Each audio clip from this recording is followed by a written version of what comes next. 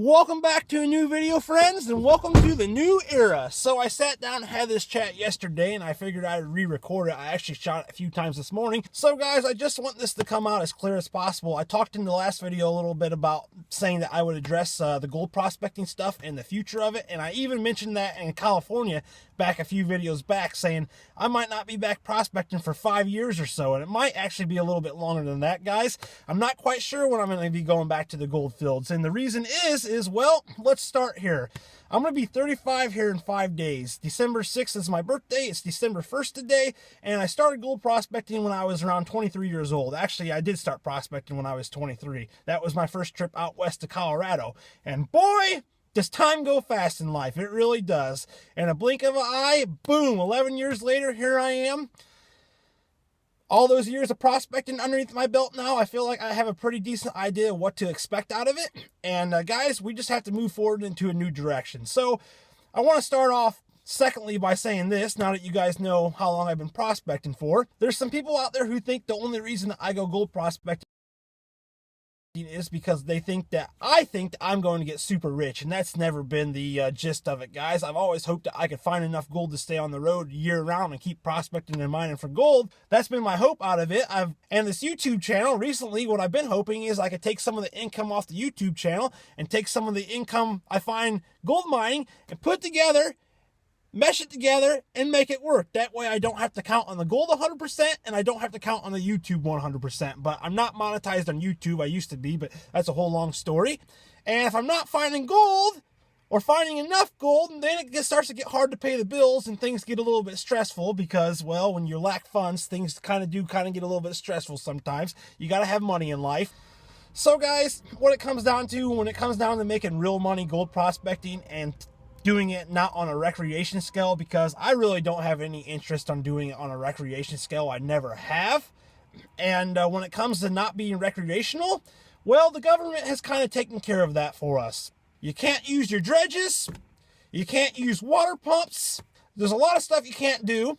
Hands and pans. Can't even use a shovel in some areas legally, unless it's a little garden shovel or a little screwdriver that you can scrape a crack out with. You know, just so many limitations and stuff to what you can do legally that it's really sickening, guys. In order to stay gold mining and actually make money doing it, I'm going to have to be able to use a dredge and be able to use my water pump. The last place that I went to, the last gold mining spot that I worked at this last summer in California, it took me a month to pull in about an ounce of gold. It would have taken me 1 week with a water pump. And some of you guys are probably thinking, well, why don't you just go somewhere where you're legal and you can use your water pump and you can use your dredges and stuff? Like, why don't you go to Idaho? Some of you guys were asking me why I didn't go to Idaho last summer. Well, I'm not going to show you the name on the envelope, which I don't know why I'm not really afraid to show you. But just for legal matters, I'm not going to show you guys what the envelope says, the name on it. But anyways, here's a whole bunch of documentation that I was sent by the agency in Idaho.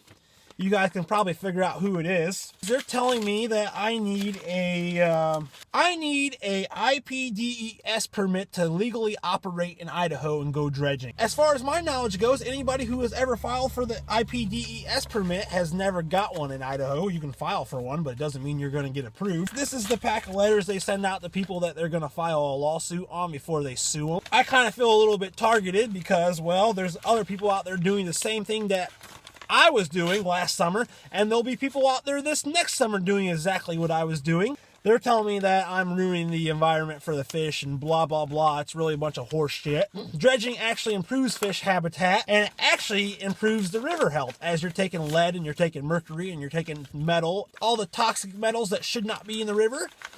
Well, when you're dredging, you're taking that out, you're catching it, and you're removing it from the river. But hey, it doesn't matter. We'll just go ahead and we'll make people pay a lot of tax dollars, and we'll clean the river with the government money.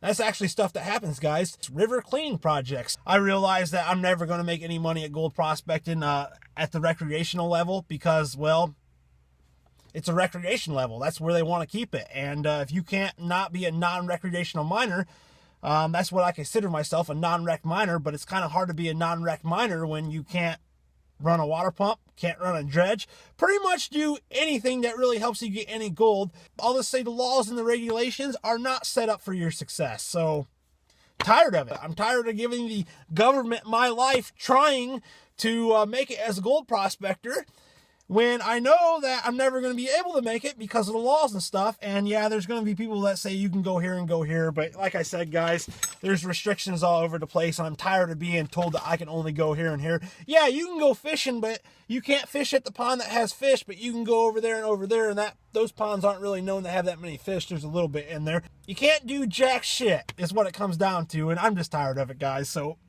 sorry if it sounds like I'm complaining.